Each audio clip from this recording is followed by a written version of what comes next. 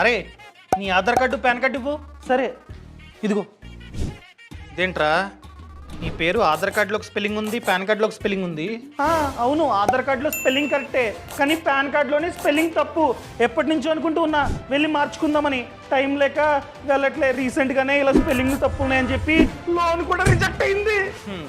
నువ్వు ఎక్కడికి వెళ్ళాల్సిన అవసరం లేకుండానే నీ ఫోన్ ద్వారా 2 minutesలో నీ పాన్ కార్డులో ఉన్నటువంటి పేరు, signature, photo, date of birth అన్నీ మార్చుకోవచ్చు. అవునా?